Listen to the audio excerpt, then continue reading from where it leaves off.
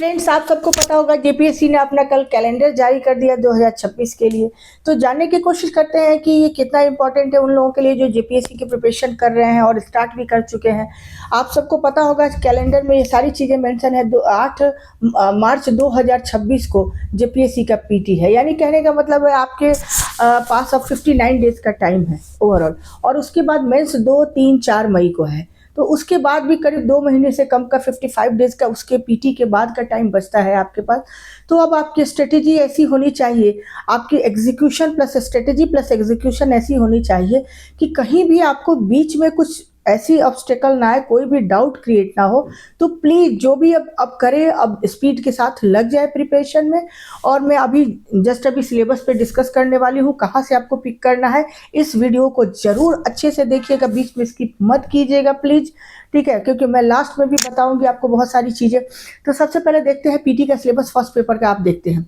सबसे पहले देखते हैं कि इतिहास से, हिस्ट्री से 15 क्वेश्चन पूछे जाएंगे, 5 5 5, मतलब एंशियंट इंडिया से 5, मिडाइवल से और मॉडर्न इंडिया से 5। तो आपको इसमें छोड़ने की कोई ज़रूरत नहीं है। और मैं एक दिन सारे रिसोर्सेज भी आपको बताऊंगी। अभी अगर आप चाहते हैं तो मैं रिसोर्सेज बताऊंगी आपको कहाँ से कौन कौन से सोर्स आपको अप्लाई करने हैं। तो उसके बाद देखते हैं कि सारे ये तीनों ही इम्पोर्टेंट है, तीनों से ही आपको करना है। और इसके लिए अगर मैं हिस्ट्री की बात करती हूँ तो एंशियंट इंडिया थोड़ा आसान है, मिडाइवल थोड़ा सा डिफिकल्ट कह सकते हैं। तो आप मिडाइवल में थोड़ा सेलेक्टिव होने की कोशिश कीजिएगा, क्योंकि 5 क्वेश्चन के लिए बहुत ज़्यादा टाइम नहीं दीजिएगा। और हाँ, अपने स्ट्रेटेजी का एक चीज़ जो रखिएगा, इनपुट आउटपुट रेशियो को हमेशा मेंटेन रखिएगा। आप क्या पढ़ रहे हैं और कितना टाइम दे रहे हैं और उससे कितने क्वेश्चन आने वाले हैं, कित आएंगे वो तो सारे मेंशन है। तो इस बात का हमेशा ध्यान रखेंगे। उतना ही टाइम देना है किसी भी टॉपिक पे, किसी भी सब्जेक्ट पे, जितना उसका क्वेश्चन आना है। इस बात को हमेशा ध्यान रखें, क्योंकि इस बार जो सुनने में आ रहा है सीटें काफ़ी कम है। तो सीटें कम होने का मतलब एक और हो जाता है कि आपके लिए पीटी डिफिकल्ट हो जाएगा। पीटी हो या मेंस हो, सब डिफिकल्ट होने वाला है, ठीक है। और जो पीटी का कट ऑफ भी जाएगा वो भी हाई होगा। मैं दूसरे वीडियो में उसको आपको कैलकुलेट करके बताने की कोशिश करूंगी, ठीक है। ये मेरा कैलकुलेशन होगा, मेरा एनालिसिस होगा, और कहीं से कोई ऐसी मैं न्यूज़ न लेती हूँ। मैं अपने जो मुझे चीज़ें पता होती हैं वही मैं आपको प्रेजेंट करती हूँ। तो ये तीनों सेक्शन इंपॉर्टेंट है। और जैसा कि पता है आपको कि मॉडर्न इंडिया, चाहे ये हिस्ट्री का जो ये सिलेबस है वो आपको मेंस में भी काम देने वाला है। तो इसको करेंगे और प्रैक्टिस सेट की पूरी जानकारी मैं दूंगी कि कहाँ से कितने क्वेश्चन आपको किस प्रैक्टिस सेट से करना है और कब कब करना है, उसके लिए भी टाइम है। अब आते हैं नेक्स्ट जो सेक्शन है वो है सामान्य भूगोल। तो इसमें जो क्वेश्चन पूछे जाएंगे, 10 क्वेश्चन पूछे जाएंगे। तो इसका वेटेज अगर देखा जाए तो हिस्ट्री से कम है, लेकिन इसको कवर करना थोड़ा कंपैरेटिव इजी है। मैं बार बार कहती हूँ इजी है। जो भी साइंटिफिक चीज़ें होती है ना, वो आपके लिए वो सब्जेक्ट इजी हो जाता है अगर आप उसको ठीक से समझ लेते हैं। तो सामान्य भूगोल से 3 प्रश्न आएंगे। सामान्य भूगोल में कुछ भी पूछा जा सकता है, कहीं से पूछा जाता है, क्लाइमेटोलॉजी जो भी है आपको, फिजिकल जो भी, कहीं से भी। भौतिक भूगोल से ये फिजिकल ज्योग्राफी का मेंशन है, यहाँ से 3 क्वेश्चन पूछे जाएंगे। इसमें आप एक चीज़ जरूर देखिएगा कि क्लाइमेटोलॉजी से थोड़ा ठीक से कीजिएगा। और जितने टोपोग्राफिक फीचर्स होते हैं, ठीक है, चाहे वो आपको ओशन से रिलेटेड फीचर्स हो गए या से एरिड डेजर्ट एरिया से क्वेश्चन पूछा जाएगा, या फिर आपको हिमानी एरिया से कुछ जो भी ये क्वेश्चन, या कोस्टल से पूछा जाएगा, वहाँ का जरूर टोपोग्राफिक जो नेम्स होते हैं वो जरूर देख लीजिएगा। वो मैं वैसे आपको एक दिन करा दूंगी, उसमें कोई डिफिकल्ट वाली बात नहीं है, मैं करा दूंगी।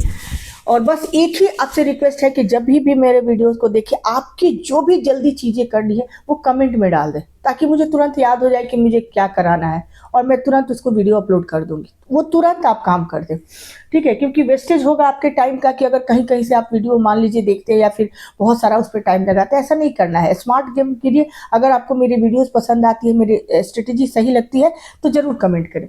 अब आते हैं आर्थिक भूगोल से 2 प्रश्न पूछा जाता है। इसमें हो सकता है कभी कभी थ्योरी भी पूछा जा सकता है, या फिर मिनरल्स कहाँ क्या पाया जाता है। तो इसको आप बहुत ज़्यादा सर्टेन मान के नहीं चलेंगे। इस क्वेश्चन का कोई ऐसा नहीं है, पैटर्न नहीं है। सामाजिक तथा सांख्यिकी भूगोल, इसमें भी थ्योरी पूछा जा सकता है, या फिर आपको सेंसस से भी क्वेश्चन पूछा जा सकता है। तो यहाँ भी मान के अब आते हैं, बात करते भारतीय राजनीति एवं व्यवस्था की। अब भारत का संविधान से 4 प्रश्न पूछे जाएंगे। संविधान में आपने मुख्य देखा होगा जो प्रश्नों का जो पैटर्न होता है वो आर्टिकल से भी क्वेश्चन पूछा जाता है, कई बार मैचिंग से पूछा जाता है।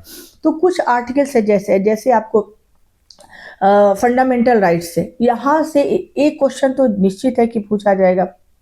डीपीएसपी से भी होता है। और फंडामेंटल एक नया पैटर्न बन गया है, हर स्टेट में आप देखेंगे फंडामेंटल ड्यूटी से क्वेश्चन जनरली एक क्वेश्चन पूछा जाता है, तो आप उसको अच्छे से तैयार कर लेंगे। कभी कभी आजकल ये भी स्टेटमेंट आता है कि 10 फंडामेंटल ड्यूटीज जो है वो किस कमेटी के रिकमेंडेशन पे ली गई है, कब संविधान में किस संशोधन के तहत उसके जोड़ा गया है, और वो 10 उसके अंदर जो ड्यूटीज हैं वो ड्यूटी में क्या नहीं है या फिर क्या है क्या नहीं है, ज़्यादा पूछेगा।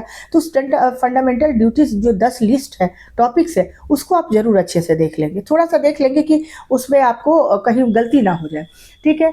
और उसके बाद जो प्राइम मिनिस्टर से रिलेटेड, प्रेसिडेंट से रिलेटेड, चीफ मिनिस्टर, गवर्नर या फिर आपको इमरजेंसी जितने प्रोविजंस है उससे देख लेंगे। फाइनेंशियल प्रोविजन भी थोड़ा देख लेंगे, बजट, अनुपूरक बजट कब कौन से आर्टिकल्स में है, बजट किस आर्टिकल्स के तहत पेश किया जाता है, ये सारी आप चीज़ें एक एक जगह थोड़ा थोड़ा अलग अलग सिनॉप्सिस करके देख लेंगे। ये भी मैं एक वीडियो बनाने जा रही हूँ कि जो इम्पोर्टेंट, देखिए मैं कभी भी ये दावा नहीं करती हूँ कि जो मैं पढ़ाऊँगी वो आएगा, कभी नहीं, ठीक है।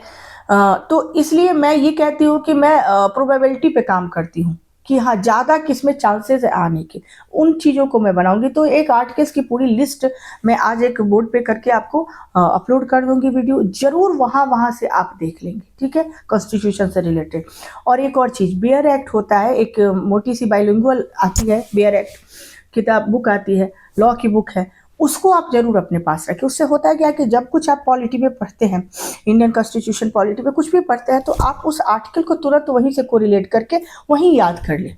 या फिर उस जो लक्ष्मीकांत की बुक से जनरली लोग पढ़ते हैं, मैं आपको पहले भी बोली हूँ कि लक्ष्मीकांत को पढ़े, लेकिन मेरा जो ये अपना पर्सनल सजेशन है कि सुभाष कश्यप को भी एक बार देख ले, बहुत अच्छी लैंग्वेज दी गई है, बहुत सिंप्लीफाई करके उस पर दिया गया है, तो वहाँ जरूर नोट कर लिया। पीछे एक पन्ने में आप इंपॉर्टेंट आर्टिकल्स नोट करते जाएं, ठीक है, वो कर लीजिए। उसके बाद लोक प्रशासन तथा सुशासन, देखिए ये जो टॉपिक है ना ये डिफिकल्ट है बहुत ज़्यादा, यहाँ से आप एक्सपेक्ट मत कीजिएगा कि आपके क्वेश्चन बने।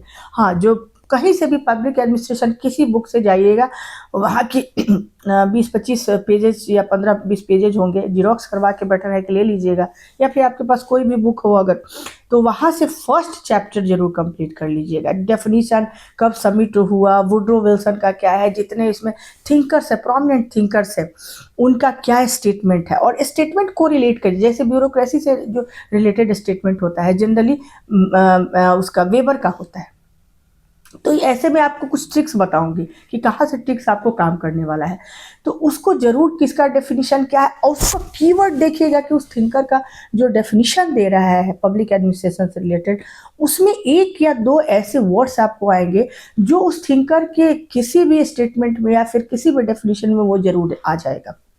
तो वहाँ पे आप जानने की कोशिश कीजिएगा, पता चल जाएगा कौन किससे रिलेटेड है, ठीक है। तो ये जरूर कीजिएगा। इसके लिए भी मैं कोशिश करूंगी कि एक वीडियो आपको अब अपलोड करती जाऊंगी। देखिए सबकी प्रिपरेशन ऐसी नहीं होती है, कोई फर्स्ट टाइम भी बहुत सारे लोग दे रहे हैं, सबकी प्रिपरेशन ऐसी नहीं होती है कि जिनको 2 महीना बहुत मतलब ज़्यादा लगे, ऐसा कुछ लोग हैं जो लास्ट में भी कर सकते हैं, लेकिन उसके लिए जो लोग अभी फ्रेशर हैं उनके लिए ऐसा नहीं होना चाहिए। अभी मैं आपको लोक प्रशासन और एक है, उसके बाद विकेंद्रीकरण पंचायतें एवं नगर पालिका, यहाँ से 2 क्वेश्चन आए। यहाँ से जो कुछ आर्टिकल्स है, सब आर्टिकल्स है, वो मैं आपको एक लिस्ट दे दूंगी, वो आप जरूर कर लीजिएगा। अब बात करते हैं नेक्स्ट वीडियो में, तब तक के लिए थैंक यू।